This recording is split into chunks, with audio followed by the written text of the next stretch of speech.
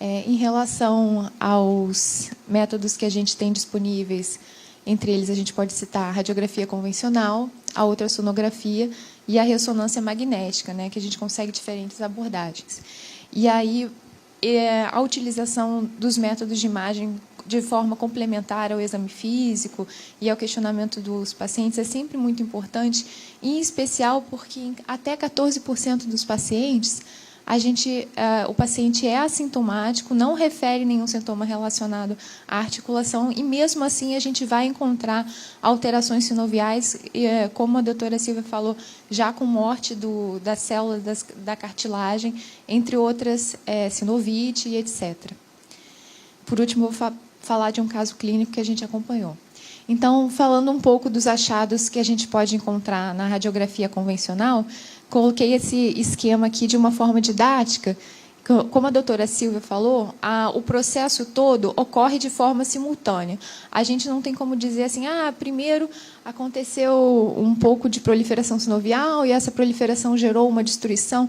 Não, as coisas vão ocorrendo de forma simultânea. A partir do sangramento, o processo todo ocorre de forma simultânea, mas a gente coloca dessa forma didática para que seja um pouco mais fácil de compreender a ordem dos acontecimentos, né?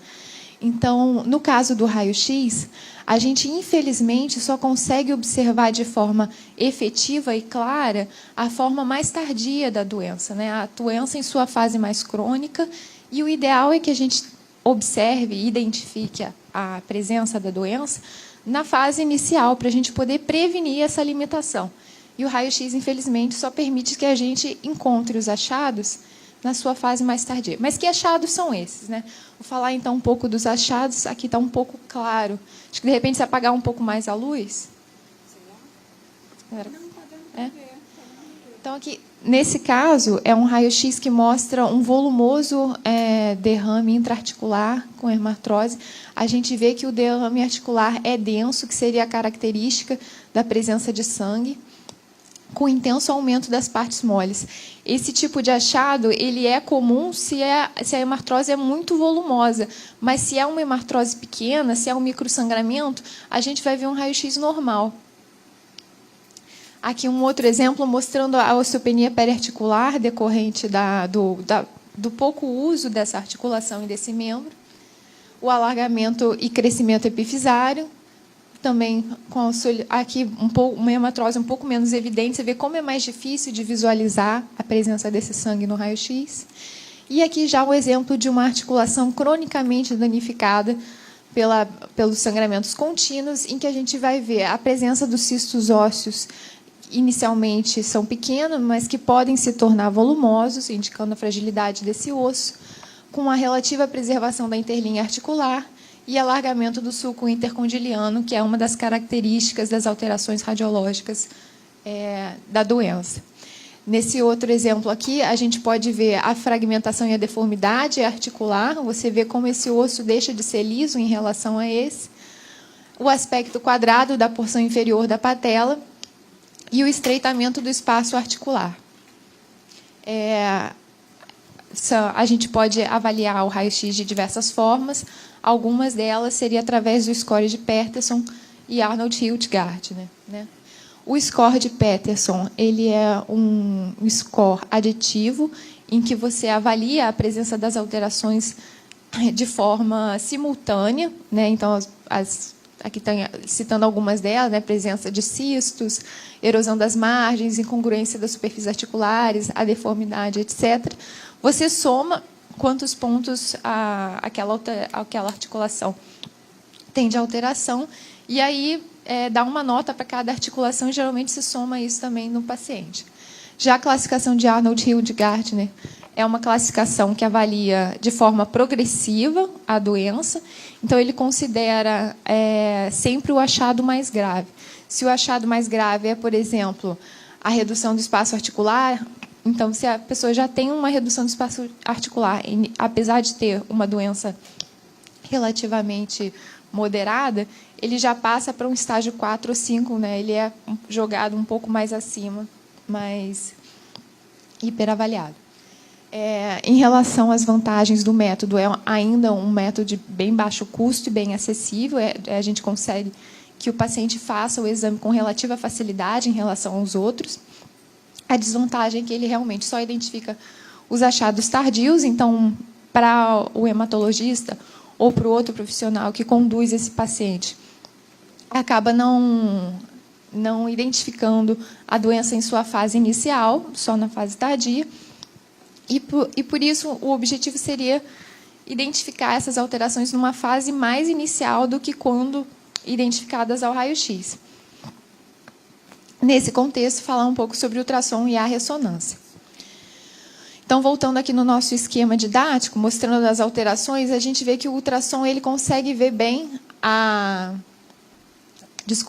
presença as alterações iniciais, né? A presença do derrame articular, o aumento das partes moles associadas, a proliferação sinovial com depósitos de hemosiderina. E isso não quer dizer que ele não veja as alterações ósseas. A gente vai ver nas figuras que ele mostra também alterações ósseas. Mas ele não é tão bom quanto o raio-x, por exemplo. Então, aqui, só mostrando uma figura, mostrando como é feito o exame. Um transdutor próximo à parte superior da articulação do joelho, mostrando aqui nessa imagem o recesso suprapatelar, distendido por um líquido com um aspecto sujo, cheio de debris, provavelmente uma hemorragia recente.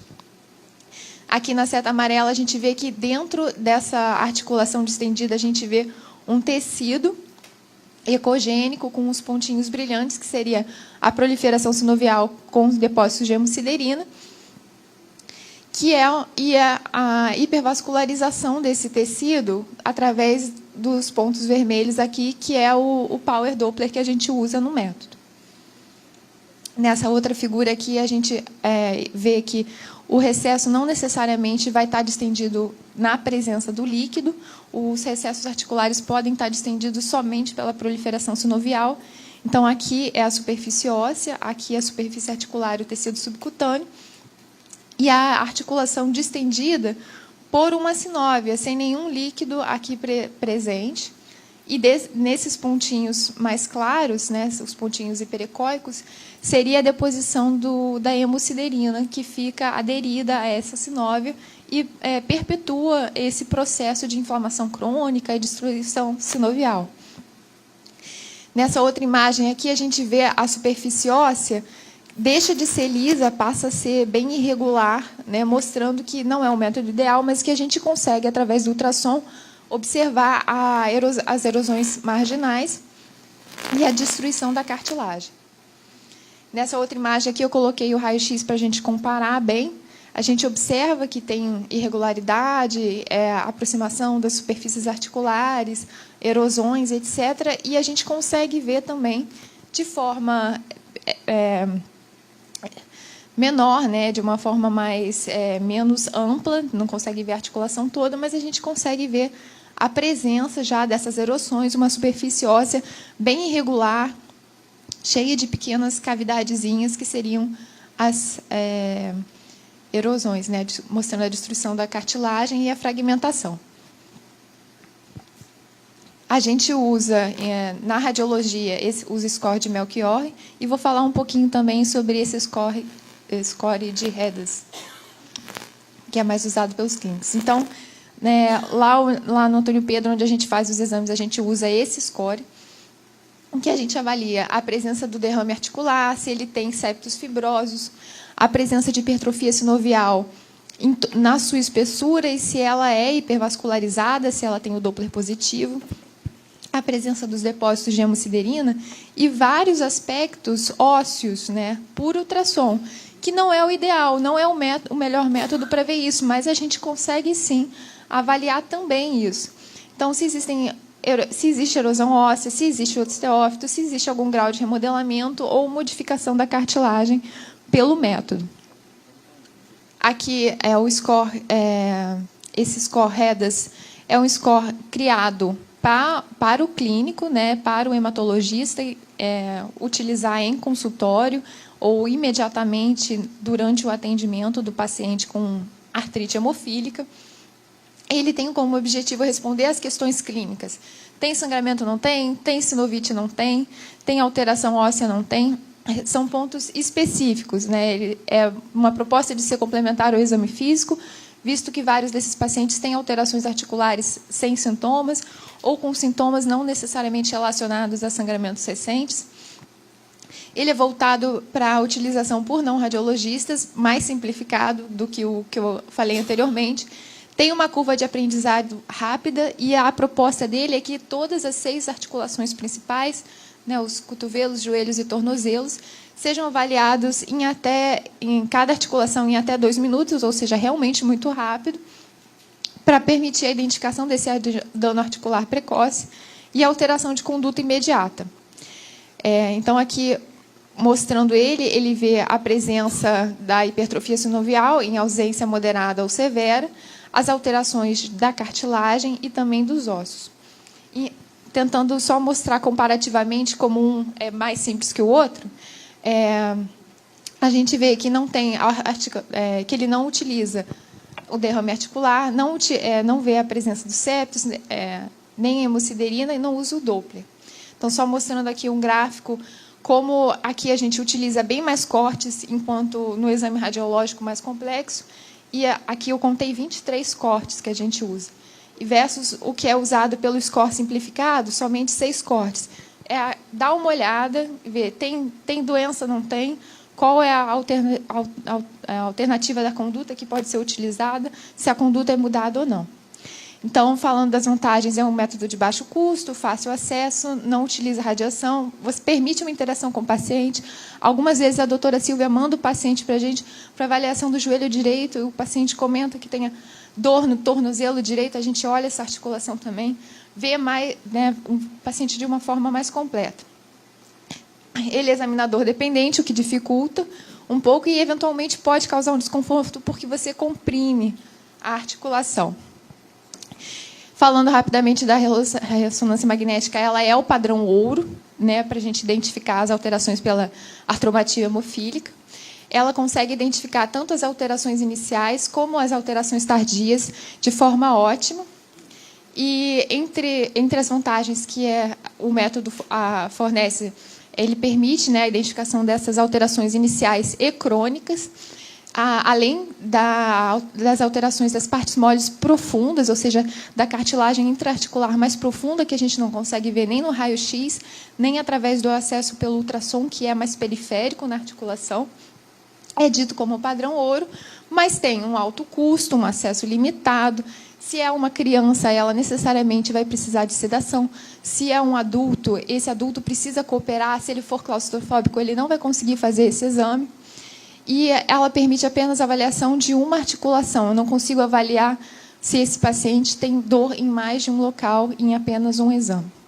Então, aqui só mostrando aqui uma imagem de ressonância normal. Você vê que a superfície articular é lisa, não tem espessamento sinovial, a articulação é normal. E aqui, nessa imagem ponderada em T1, a gente observa a presença das erosões na cartilagem, a presença dos cistos ósseos, a fragmentação e deformidade articular, com estreitamento do espaço articular, né? Aqui bem preservado e aqui já bem erodido. Além disso, a proliferação sinovial bem preta, né? Que isso significa que é impregnada pelos depósitos de hemosiderina. Nessa outra imagem aqui, uma imagem ponderada em T2 estrela, em que a gente observa bem a impregnação da sinóvia por esses depósitos de hemosiderina, esses depósitos férricos que deixam essa coloração escura e preta na cartilagem. Então, a gente avalia, geralmente, a ressonância por esses scores. O mais usado é o International Prophylaxis Study Group. Então, falando rapidamente da escala de Denver, a gente faz um paralelo dela com a Arnold Hildgartner, porque ela é uma escala progressiva, né? O achado mais grave é o que dá a nota, no caso dela. A escala europeia seria um paralelo com a escala de Peterson, né? Uma escala aditiva, mas bem difícil de você usar no dia a dia, porque ela dá uma nota para cada achado, uma nota, né, para cada achado ósseo, e toda essa lista aqui que você tem que avaliar. Depois, para a presença de derrame, alterações da membrana e hemosiderina. E, por último, a que é a mais usada atualmente, que é a da International Prophylaxis Study Group, em que ela separa as alterações em 2 grupos. As alterações relacionadas às partes moles seria a presença de derrame, a presença de hipertrofia sinovial e hemosiderina em ausente, pequena, moderada e grande, e depois ela entra dentro das alterações osteocondrais, né? Especificando se existem erosões, se existem cistos subcondrais ou degradação da cartilagem. E aí ela especifica bem se é em qualquer área, se é em toda a totalidade da espessura da cartilagem, se é em um osso, etc. Então, só para mostrar um dos casos clínicos assim que a gente acompanhou lá, para a gente reforçar a importância do método, a gente acompanhou, a gente já fez lá no Antônio Pedro o exame de 10 pacientes, cerca de 28 articulações no total, e desses 10 pacientes, eles referiam dor em cerca de 64% dessas articulações. Mas nós encontramos achados, né, mesmo em articulações que eles se diziam assintomáticos. Então, às vezes, o paciente tinha dor no cotovelo direito. E a gente fazia também a da articulação contralateral, para via de comparação, e, impressionantemente, a gente encontrava alteração na outra articulação também. E não eram alterações pequenas ou iniciais, eram alterações bem importantes. Essa aqui é a nossa ficha de identificação, em que a gente colhe um pouco da anamnese, um pouco da história familiar desse paciente. E aqui é a ficha de preenchimento do exame. Então, uma ficha bem complexa, que dá um trabalhinho. E somente em 14% das articulações o paciente era assintomático e, de fato, tinham poucas alterações, pouco ou nenhuma. Nesse caso clínico, a gente acompanhou um paciente do sexo masculino, 25 anos, portador de hemofilia A grave, que tinha feito uma radiosinóvio-artrose já no joelho esquerdo em 2012, referiu o sangramento dessa articulação há 5 meses, com dor leve e restrição de movimento moderada nessa articulação.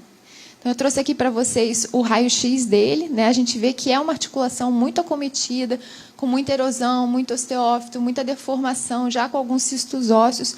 Você visivelmente consegue ver que o joelho esquerdo dele é muito mais acometido que o joelho direito, né? Olhando assim de forma rápida, o joelho direito está muito preservado, né? A linha interarticular está bonita, as superfícies estão lisas, está muito direitinho. Aqui também mostrando o perfil, né? Uma articulação em relação à outra. E aí a gente fez o exame, deu o laudo, e, para nossa surpresa, o joelho esquerdo era, de fato, muito acometido, com erosão, grande quantidade de líquido, espessamento sinovial, etc. Mas o direito, que era aquele completamente preservado no raio-x, também tinha grande quantidade de líquido no recesso suprapatelar, com um espessamento sinovial importante, e depósitos de hemosiderina e positividade ao Pauer-Doppler, ou seja, possivelmente com sangramentos recorrentes, apesar de ser assintomático, já com uma doença importante dessa articulação, apesar da gente não ver as manifestações disso no raio-x. Então, mostrando aqui a figura, né? Um recesso intraarticular bem distendido, a presença da sinóvia doente hipervascularizada, indicando a presença de uma doença não tão inicial nesse doente, apesar dele ser assintomático e não ter tantos achados no raio-x. Então, agradecimento especial à doutora Silvia e aos professores do Antônio Pedro. É isso. Obrigada.